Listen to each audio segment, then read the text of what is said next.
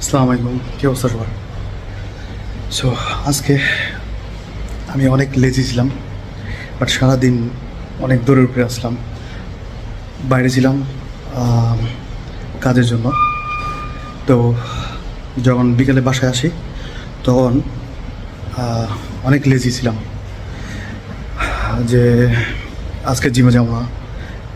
2-3 দিন ধরে আসতেছিলামও না।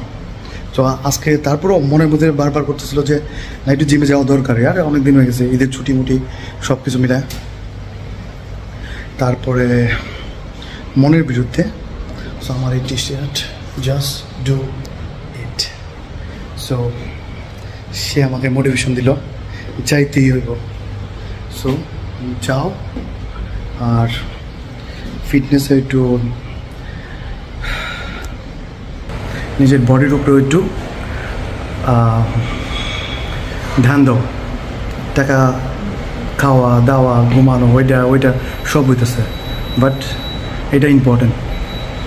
তাই আমি 2 ঘন্টা হয়ে গেছে, 2 ঘন্টা করছি। ওটা অবস্থার ডাল কিছু রয়ে গেছে যা হয়েছে। সো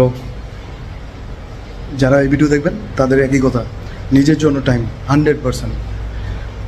সুস্থ থাকার জন্য অবশ্যই টাইম দিতে হইব, ঠিক আছে? জিমে করেন, বাসার ছাদের উপরে করেন, বারিন্দায় করেন, রুমের বেডরুমে করেন, বাট কিছু একটা করতে হবে নিজের বডির জন্য।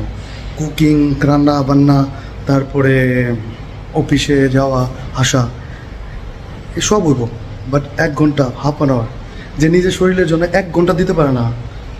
ওই অক্ষয় কুমার এই কথা কইছিল মনে হয়, যে বলিউডের হিরো অক্ষয় কুমার, ও কইছে 1 ঘন্টা যে নিজের বডির জন্য দেওয়া পারে না 24 আওয়ার্সের জন্য, তার মরে যাওয়া ভালো।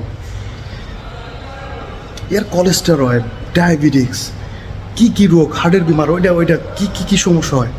আমরা এত খালি খাও খাও খাও, ইয়ার বার্নিং করা উচিত। টেক কেয়ার, আল্লাহ হাফেজ।